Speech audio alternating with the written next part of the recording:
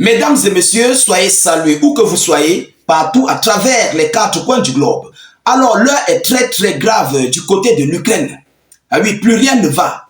La Fédération de Russie vient de provoquer un violent séisme sur le territoire ukrainien, suite ici à des attaques massives et violentes dans et aussi dans plusieurs d'autres régions des localités ukrainiennes qui ont été des cibles majeures identifiées. Donc, par rapport à cela, la Russie a envoyé des pluies, oui, des pluies de missiles hypersoniques et des Iskander dans certaines localités. Mais ce qu'il y avait là-bas, mesdames, mesdemoiselles et messieurs, c'est que la Russie suivait là-bas comme cible. Vous-même, vous serez étonnés. Et c'est par rapport à tout ça qu'il y a eu ce violent tremblement de terre du côté de l'Ukraine, qui a même d'ailleurs envoyé une magnitude de 3,3, tellement élevée. Déjà à un niveau de 3,3, c'est élevé. Ça, c'est au moins un poids de TNT allant de 400, 500 à 1 tonne de TNT. Vous comprenez? Donc, la charge d'explosion, c'est au moins de 300, 500 à 1 tonne de TNT. Alors, ce n'est pas petit. C'est une grosse et énorme charge qui vient de s'abattre sur l'Ukraine. Alors, il s'agit de quoi concrètement? Qu'est-ce que la Russie a ciblé sur le territoire ukrainien qui vient de créer ici un violent tremblement de terre jusqu'à ce degré de magnitude de 3,3. Mesdames, mesdemoiselles et messieurs, Yorman, c'est grave. Oui, l'heure est grave. Alors, c'est dans ce cadre que nous allons décortiquer et analyser au sein de cette vidéoconférence. Je vous prie de partager massivement la vidéo. Mettez-la partout à travers le monde. Partagez-la au maximum, je vous en prie. Poussez beaucoup de j'aime, mais suffisamment de cœur pour sécuriser la vidéoconférence en question.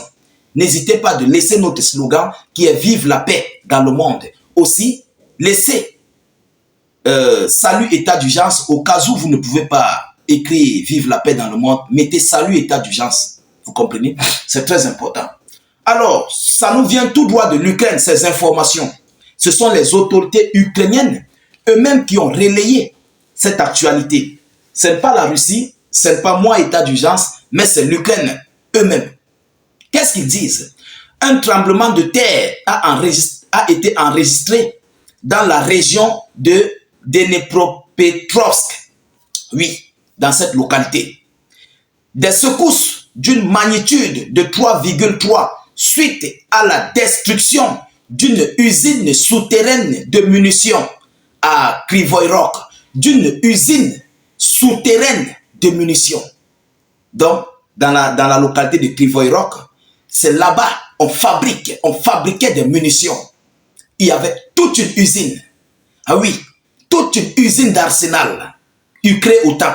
Ils travaillaient en plein régime, 24 heures sur 24. Alors, les Russes ne sont pas dupes.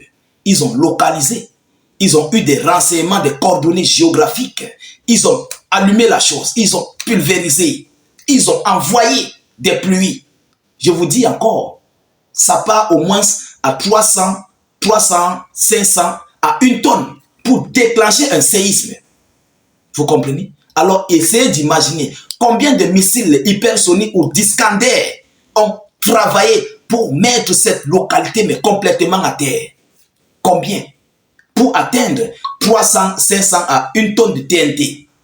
Combien de missiles? Mesdames et messieurs, un seul missile ne peut pas le faire. Ça ne peut pas. Donc là, ils ont rigoureusement frappé sur cette localité-là.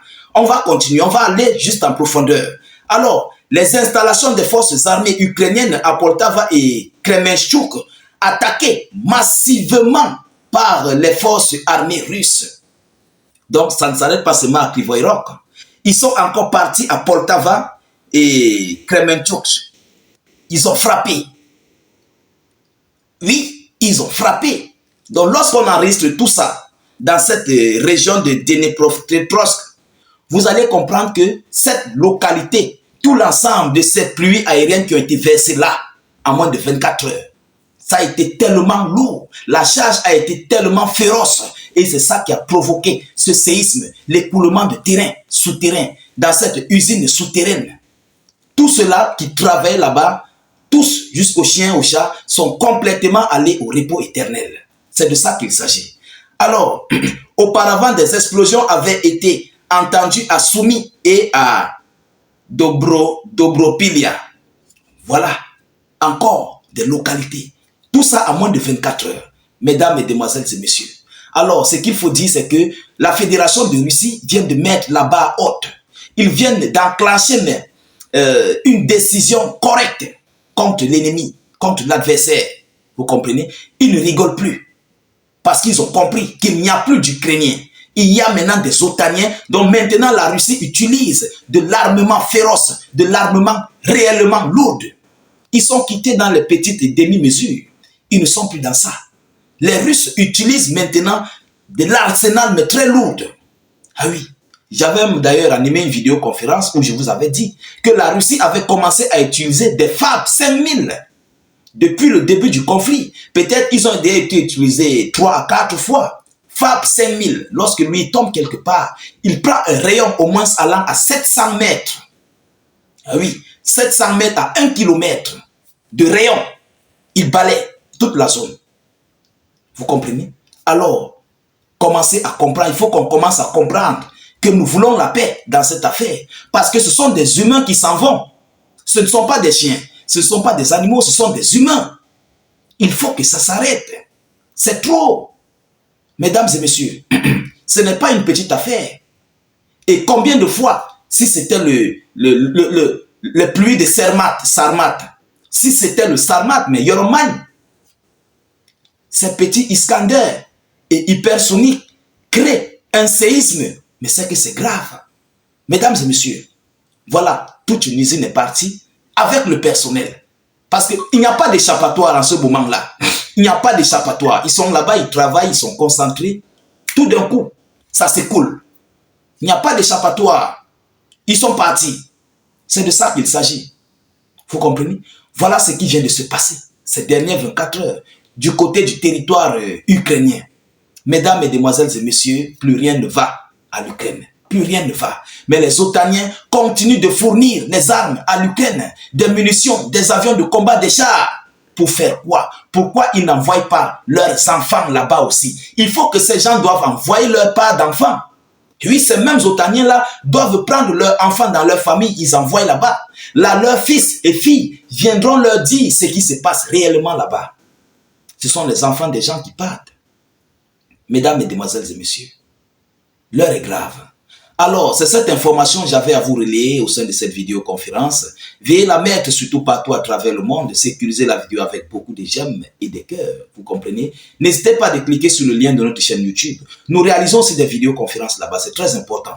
Cliquez-y sur le lien. Allez-y, cliquez sur le lien. Dès que ça s'ouvre, vous cliquez sur subscribe ou encore sur s'abonner. Ensuite, vous activez la cloche de notification juste à côté. Là-bas, tout est permis. Les commentaires, les partages ne sont pas limités. Par contre, sur Facebook, tout est limité et nous réalisons des vidéos très sensibles sur Facebook. Allez-y vous abonner à notre chaîne YouTube. N'attendez pas le jour où ces gens vont décider avec nous pour nous censurer, pour faire sauter nos pages Facebook. Et c'est où vous allez chercher à courir pour nous rejoindre sur YouTube. Non, il serait déjà trop tard. On aurait déjà perdu en fait le contact. Vous comprenez? Allez-y vous abonner lorsqu'il se fait encore beau temps. C'est très important, je vous prie. Mesdames, mesdemoiselles et messieurs, je vous reviens tout à l'heure pour une prochaine série d'actualités. Soyez encore salués une fois de plus. Ciao, ciao.